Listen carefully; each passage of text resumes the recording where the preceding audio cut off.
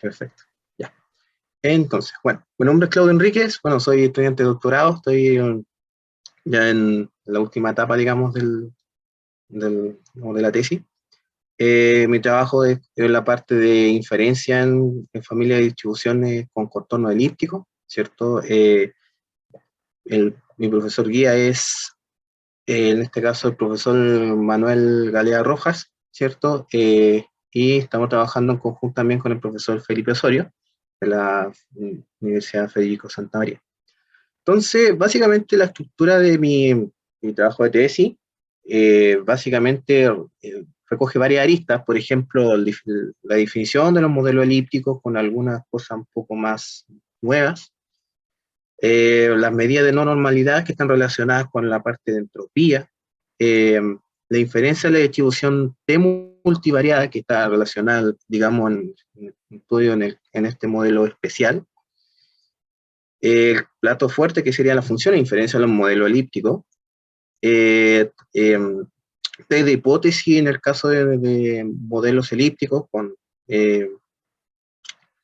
y finalmente un pequeño estudio de robustez de los estimadores, ¿ya? Sobre todo cuando estos dependen de un parámetro extra, ver qué hace el efecto de ese parámetro en los estimadores que uno obtiene.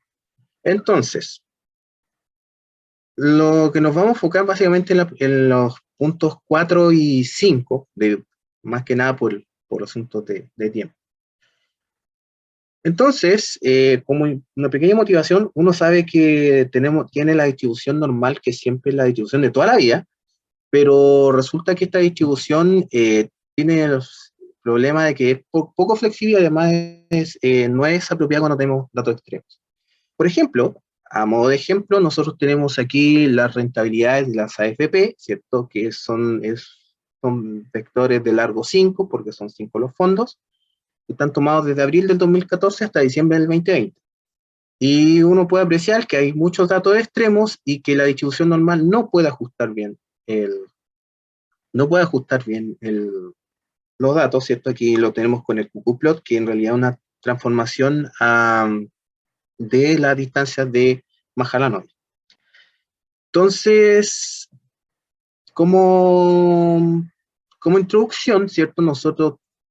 Uno define la distribución esférica básicamente como una distribución que es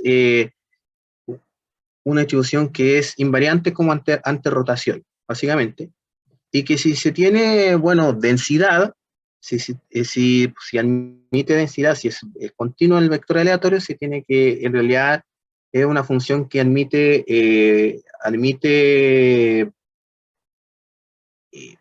pero tiene contornos de superficie, digamos, esférica, y de ahí el nombre. Entonces hay algunas cosas de interés que uno puede probar, por ejemplo, que lo podemos descomponer en su parte radial, ¿cierto? Y en su parte direccional, y ambas son independientes. La parte direccional es uniforme, y la distribución de R se parece un poco a la del H cuadrado, en efecto en el caso normal es un H cuadrado, la esperanza es 0, ¿cierto? Y la varianza, bueno, es un pequeño factor con respecto a la identidad, es un poquito importante. Y si existen los terceros momentos, estos son ceros, y si existen los cuartos momentos, van a obtener esa forma que está acá, ¿cierto? Que nos va a ayudar, por ejemplo, en el cálculo de la información de ficha. Entonces, en nuestro caso, ¿cierto? La familia contorno elíptico, ¿cierto? En realidad es una familia de localización de escala, ¿cierto? Tiene un vector de localización mu, una matriz de escala sigma, que es simétrica definida positiva, para el cual esta estandarización de acá posee una distribución esférica. Entonces, si es que es una variable continua, es fácil ver que tiene esta forma. Y que esta cantidad de acá, que es la distancia Mahalanobis, ¿cierto? Tiene exactamente la misma distribución que la parte radial que vimos aquí, básicamente. Entonces, usualmente para la parte de inferencia uno tiene vectores que son realizaciones de una variable aleatoria que es elíptica. Entonces al considerar una variable aleatoria, definimos la media, la varianza muestral, respectivamente, como está acá.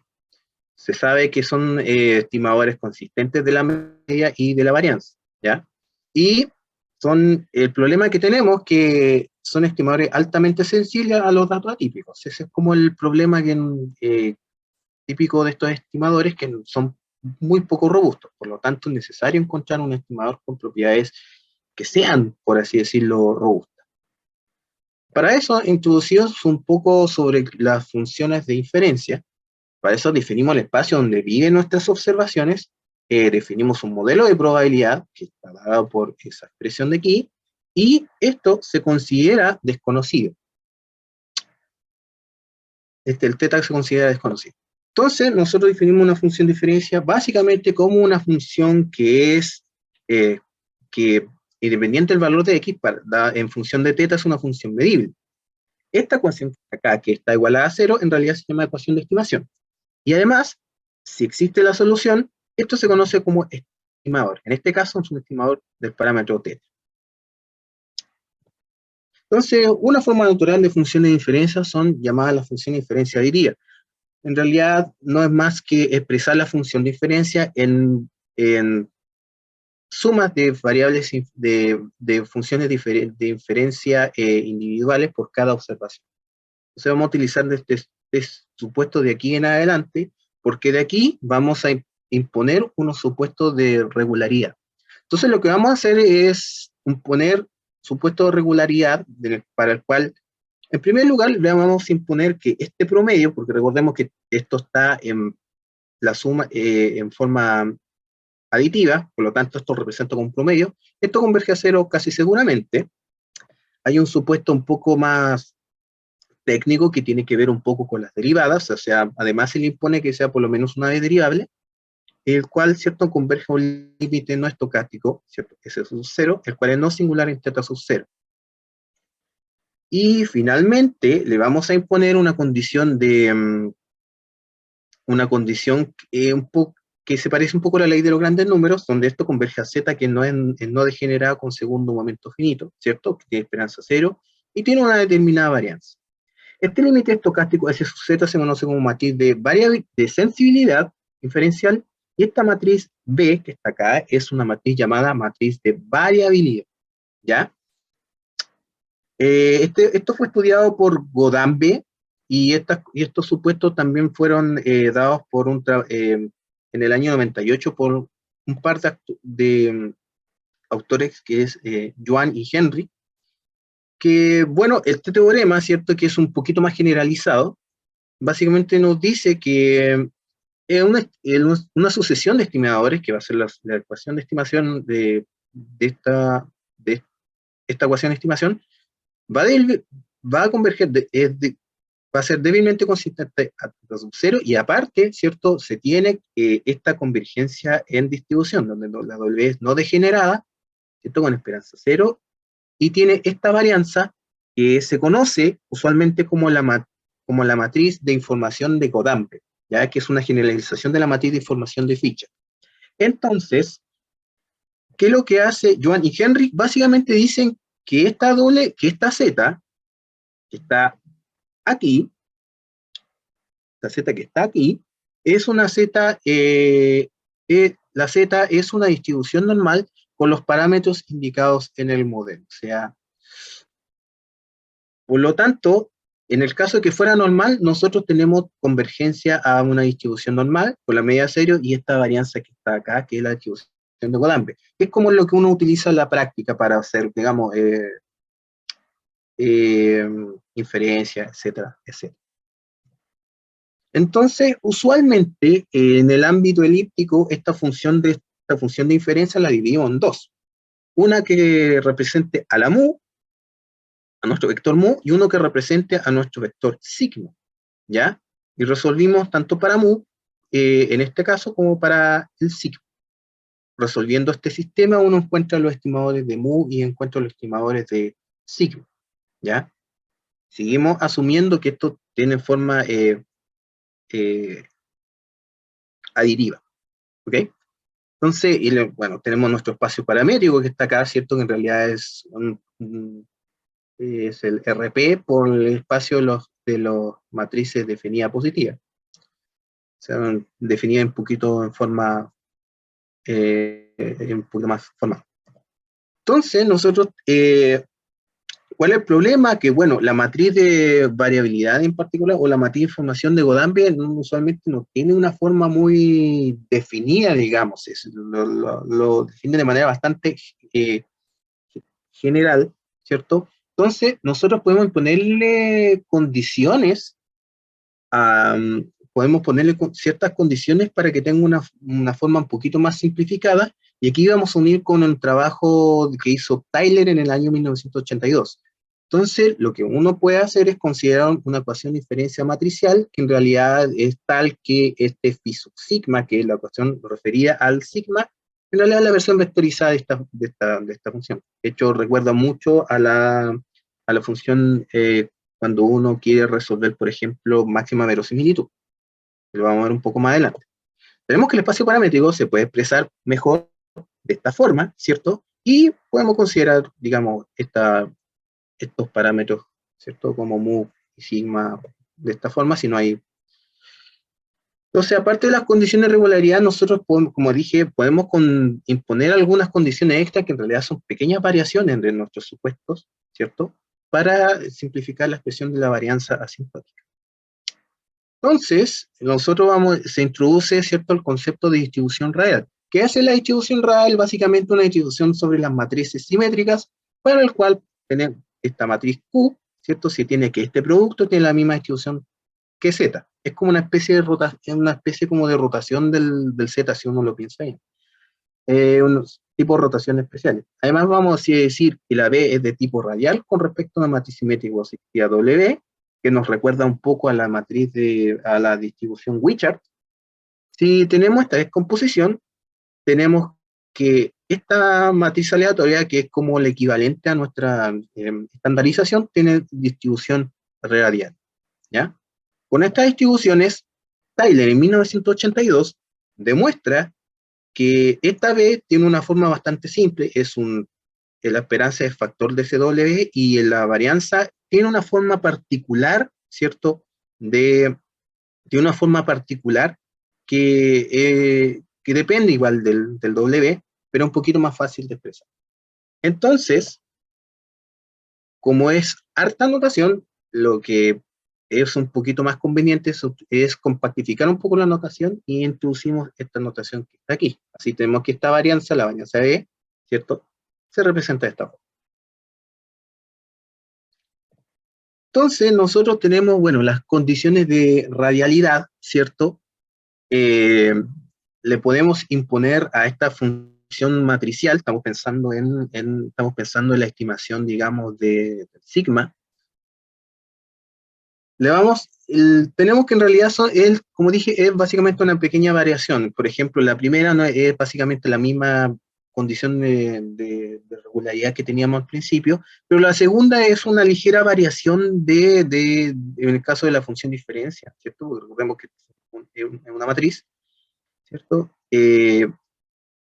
Pero básicamente es una variación, ¿cierto?, del supuesto número 5, ¿cierto?, que en realidad no dice que existe una vecindad para la cual las derivadas convergen a un valor que uniformemente, ¿cierto?,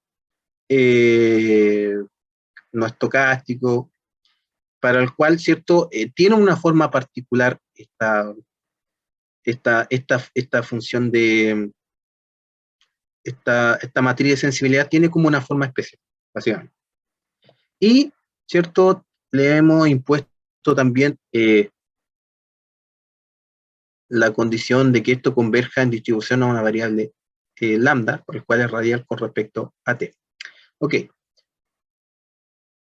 Con estas condiciones nosotros podemos establecer un supuesto de radialidad asintótica, ¿cierto?, que es un poco el trabajo que hizo Tyler, y que dice que bajo los tres supuestos de radialidad, ¿cierto?, tenemos que esta raíz, esta sucesión de estimadores, ¿cierto?, convergen distribución a una matriz simétrica aleatoria de tipo radial con respecto a la matriz T a la menos 1. En otras palabras, ¿cierto?, le hemos impuesto una distribución límite que es de forma radial. Y el siguiente corolario, ¿cierto?, es básicamente cuando esta distribución radial termina siendo una distribución normal. O sea, en la condición 3 solamente se admite esta condición de aquí, Tenemos además normalidad asintótica y además tenemos que la forma, ¿cierto? Es, tiene la forma que está escrita, digamos, un poquito en Tyler, ¿cierto? Que básicamente tiene la misma forma que está, digamos, que presenta, digamos, Tyler, que de hecho es uno de los resultados que él expuso, y que cumplen en varias funciones de inferencia que vamos, de hecho, a nombrar. Entonces, ¿para qué nos sirven estos teoremas? Bueno, estos teoremas corresponden a una unificación de la teoría de Godambe, los trabajos de Johan Henrik y los trabajos de Tyler. Esos trabajos creo que no se han visto, digamos, en este aspecto. Solamente he visto algunos trabajos, por ejemplo, el Magnus y el Basnev, y bueno, mi trabajo de tesis de pregrado en este aspecto, que también hicimos el resultado, digamos, similares, pero el enfoque era otro. Entonces, ¿para qué nos sirven estos teoremas? Básicamente nos sirven como una base para establecer, por ejemplo, regiones de confianza, contraste de hipótesis generalizada, estudie más la especificación, ¿cierto? Cuando uno, por ejemplo, sabe que tiene datos extremos y lo quiere igual eh, hacer un ajuste con la distribución normal, ¿cierto? En contexto un poquito más generalizado. Estudie otros tipos de estimadores, por ejemplo, Newton-Raphson a un paso, ¿cierto? Que también es parte de la tesis, pero por asunto de tiempo no lo mostramos, ¿cierto? Estudio robustez en los estimadores, ¿cierto? Y básicamente eso. Entonces, como les dije, algunos métodos de estimación que requieren la función de diferencia corresponden al método de momentos, máxima verosimilitud, la de estimación, que lo definió Hoover, pero también Varona en el 76, y el método de máxima Q verosimilitud, que es conocido como MLQ, que es uno de los papers que utiliza esto, es el paper del Dogru del 2018, en el contexto de la distribución la distribución T. Entonces, la función de inferencia asociada en este caso es la función score, que todos conocemos, ¿cierto? Que es la derivada de la verosimilitud, y que en nuestro caso, en el caso de distribución elíptica, la podemos particionar en dos, uno para mu y uno para sigma, el cual, ¿cierto?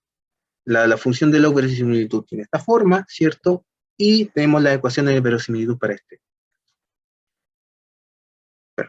este, que esta ecuación de aquí, esta ecuación de sigma acá. En consecuencia, el mu y el sigma son variables que son, por así decirlo, ponderados por estos pesos h', o sea, la derivada de la h, ¿cierto? Que es menos logaritmo de la g, nuestra función generatriz, hace como de pesos, y eso es un poquito fundamental, por ejemplo, para calcular, uno puede hacer algoritmo de punto fijo con esto, ese es un buen detalle, uno puede hacer algoritmo de punto fijo con esto y algo muy parecido a la estimación EM, pero se puede tratar en realidad para cualquier tipo de distribución. Por ejemplo, en este trabajo lo hicimos, por ejemplo, con la distribución exponencial potencia, de hecho. Y, bueno, el siguiente teorema tiene que ver con la forma de la matriz de formación de Fisher. En contexto, la matriz de formación de Fisher es básicamente la matriz de formación de Godambe en el caso de verosimilitud, así decirlo. Entonces, en el caso de que yo tenga una distribución elíptica con el vector de medida mu y matriz de escala sigma, tenemos que el I sub sigma, la matriz de formación de Fisher tiene esta forma, y lo bueno es que solamente depende de dos índices, I sub mu y I sub sigma, que, ¿cierto?, se pueden calcular de manera univariada. Eso es súper importante. Entonces, hay resultados, por ejemplo, para la T, hay resultados también, por ejemplo, para la distribución de Slash, aunque la dejan expresado, por ejemplo, en integrales, y también existen resultados, se puede calcular, por ejemplo, para la exponencial potencia. No es que quede muy bonito, pero, pero eso permite hacer cálculo en cualquier distribución, en cualquier tipo de distribución elíptica. Entonces, finalmente, en la parte de test de hipótesis, ¿cierto? Uno está interesado, por ejemplo, en test de hipótesis de tipo lineal, porque al hacer test de hipótesis de tipo lineal, uno puede hacer también reparametrizaciones, y con eso uno puede extenderlo por ejemplo, a test de hipótesis que no son lineales, ¿cierto? Pero básicamente uno está interesado en hipótesis lineales en este caso, ¿ya? Hipótesis, por ejemplo, con restricciones lineales con respecto al TED. En su gran mayoría, bueno, estos test son aproximados y tienen una potencia, digamos, razonable. Y aquí tenemos a nuestro, por así decirlo, los cuatro jinetes del apocalipsis, por así decirlo. Entonces, es que en realidad son los cuatro tipos de test que se estudian acá, que es el test de razón de verosimilitud, que en el caso de verosimilitud tiene esta forma. Tenemos el test de Wald, ¿cierto? Que tiene esta forma interesante acá, ya que si uno se concentra solamente en el test con respecto, por ejemplo, del mu, ¿cierto? Esto corresponde a la parte del mu y esto corresponde a la parte del sigma. Ya diremos qué es eso. Tenemos el test score, que tiene esta forma de acá, ¿cierto? ¿Cierto? Que tiene tiene esta expresión. Y finalmente el test gradiente, bueno, como digamos, el compañero mencionó anteriormente, fue propuesto, bueno, por Terra en el 2002, un test que de hecho tiene su gracia de que no se necesitan no se necesita de la matriz de, de Fisher, ¿cierto? No se necesita la matriz de información, y en este caso se presenta de una manera súper simple. Bueno, y esta matriz I sub sigma sigma tiene esta forma de aquí, ¿cierto? Y esto es el estimador no restringido, y todos son asintóticamente chi cuadrado de orden R, ¿cierto? Si se cumplen las condiciones de... Entonces, solamente hay algunos trabajos de estos test, por ejemplo, el profesor Osorio hizo, por ejemplo, en el caso de la distribución T, pero en nuestra tesis lo vamos a ampliar un poquito a otros tipos de distribuciones, por ejemplo, llegando ya a la parte final, que es la parte de aplicaciones, lo vamos a aplicar aquí en la AFP de abril de 2014 hasta diciembre de 2020, incluyendo en este caso nuestra pandemia actual, ¿cierto? O sea, la pandemia, los tiempos, digamos, de pandemia. Entonces son 80 meses que aquí analizamos, y este, por ejemplo, un gráfico pareado con respecto a un gráfico pareado, ¿cierto?, por fondos, y notamos que hay una buena dependencia con los fondos extremos, con los fondos contiguos, digamos, que uno puede analizar, ¿cierto? Y menos dependencia entre el más riesgoso y el más conservador, por ejemplo. Ahí eso es interesante, por ejemplo, de analizar y que se puede desprender de este gráfico. Lo que hicimos aquí en este análisis es considerar cuatro modelos elípticos, ¿cierto? Que es la T multivariada, la slash y la exponencial potencia. Y consideramos también la distribución normal. Este es el gráfico del inicio, y como ustedes pueden ver, se ajusta muy pobremente. Pero ¿qué pasa? La T, la slash y la exponencial potencia tienen buenos ajustes. Los datos extremos los puede dejar dentro de esta banda, ¿cierto? Porque lo que aquí construimos fue una banda esta banda envolvente, digamos, que corresponde al 95%, y básicamente el AT y el slash se comportan mejor, pero aquí vemos, por ejemplo, que la exponencial potencia no es tan bueno, digamos, el ajuste en el sentido de que igual hay algunos datos que están fuera de la banda,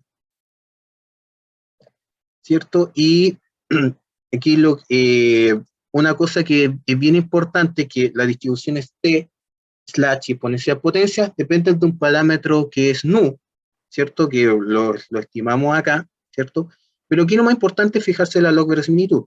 Evidentemente aquí en la T multivariada, en la slash y la exponencial potencia tiene valores muy parecidos, donde aquí la T multivariada es menor y en la slash es ligeramente mayor, o sea, ligeramente menor que la T multivariada. De hecho, hay muchos trabajos que dicen que la T y las slash, de hecho, se comportan de manera muy similar. De hecho, tienen resultados de inferencia que son muy parecidos. Como lo mismo hacerlo con la T que hacerlo con la distribución slash. Y una de las hipótesis que quisimos contrastar, ¿cierto?, es que todas tengan una media común. ¿Okay? Para este caso, nosotros ajustamos el modelo restringido con el fin de calcular los test. Entonces, lo que nosotros tenemos aquí, ¿cierto?, son los estadísticos calculados para la T, la slash y la exponencial potencia. Y notamos aquí que los resultados entre los tres son muy parecidos, en los cuatro test. Además, como información adicional, dejamos aquí la información de Caíque, ¿cierto? Que nos revela que en realidad el acaique restringido tiene menor valor, así que por lo tanto hay indicios, ¿cierto? Hay indicios de que en efecto media común es de hecho posible. De hecho, les quiero contar que estos test, bueno, no le puse, digamos, este valor, pero estos test tienen como valor crítico del H cuadrado como 9.4. Así que, digamos, todos aceptan ampliamente, digamos, la hipótesis de que en realidad tenemos una media común. ¿Sí? Y bueno, finalmente algunas consideraciones, ¿cierto? Hay alguna cosa que por razones de tiempo, obviamente para por el asunto de la presentación, no incluimos acá, ¿cierto? Que abordamos medidas de no normalidad, ¿cierto? Lo hicimos comparar varias distribuciones con la distribución normal, que es como lo usual, ¿cierto? Que, como nuestra distribución como usual. Tenemos estimaciones de Newton a un paso, ¿cierto? Se demuestra que en realidad la estimación de un paso de Newton-Raphson tiene las mismas propiedades asintóticas que, por ejemplo, la raíz de la ecuación de estimación, ¿cierto? Que tienen que ver un poco con los resultados asintóticos. Los resultados del test, bueno, pueden extenderse a casos más generalizados, obviamente. Tenemos el trabajo, por ejemplo, de Petty, si no mal recuerdo. Tenemos la estimación de un parámetro extra, que es en el caso donde tenemos la función g, que depende específicamente de un parámetro que en el caso, por ejemplo, en el caso de la T serían los grados de libertad. Y eso sí puede incidir la robustez de los estimadores. De hecho, uno de los resultados que no aparece aquí, pero sí es un poco importante, que por ejemplo en el caso de la exponencial potencia, la robustez falla terriblemente. Y en el único caso donde tenemos la distribución de Laplace, donde tenemos que la media es cuando tenemos que solamente la media, que en este caso sería como una especie de mediana, es un estimado, digamos, robusto. Eso de acuerdo a los trabajos también de Hampel sobre, digamos, la robustez. Como trabajo futuro, ¿cierto? Que tenemos en mente, lo podemos extender al caso skew elíptico. ¿Y por qué? Porque también trabajamos con datos del viento y esos datos del viento tenían una cierta simetría. Entonces, tenían una cierta simetría. El modelo elíptico, en este caso, igual puede tener resultados razonables, de hecho se lo vamos a mostrar, y métodos no paramétricos con respecto a la G. Entonces, hay algunos métodos que uno podría utilizar, por ejemplo, kernel, los métodos de kernel, también tenemos la estimación máxima verosimilitud penalizada, y también tenemos la estimación de máxima verosimilitud no paramétrica, que es distinta de hecho de la penalizada en este caso. La penalizada utiliza splines, ¿cierto? Utiliza, digamos, splines y hay una cosa técnica bastante dura, digamos. Y la estimación no paramétrica, hay otra técnica que se llama técnica del tamizado, que se puede utilizar, digamos, para este caso, pero queda, digamos, como trabajo futuro, ¿cierto? Y como consideración final, ¿cierto? Tenemos que, por ejemplo, la distribución elíptica no incorpora la simetría, sin embargo, cuando es leve, aún se puede tener ajustes razonables. Por ejemplo, en este caso tenemos los datos de un modelo TEVA multivario y un modelo skew multivariado, ¿cierto? De datos de velocidad del viento. Entonces, por ejemplo, tenemos el TFIT, tenemos, por ejemplo, acá los QQ-plot y vemos, por ejemplo, que el caso de la skew obviamente le hace mejor, ¿cierto? Que el caso de la T sin skew, ¿cierto? Y eso se puede ver en la logaritmitud. Estos valores SW y AD corresponden, digamos, a, por así decirlo, la normalidad acá, ¿cierto? Que tiene que ver un poco con los puntos que están aquí. Ya. Y bueno, básicamente estas son las referencias, por así decirlo, estructurales, digamos, como principales, digamos, de estos. En total son como 80, pero básicamente en esto me concentré, digamos, el trabajo. Así que eso, muchas gracias por su atención y eso sería. Gracias, Claudio.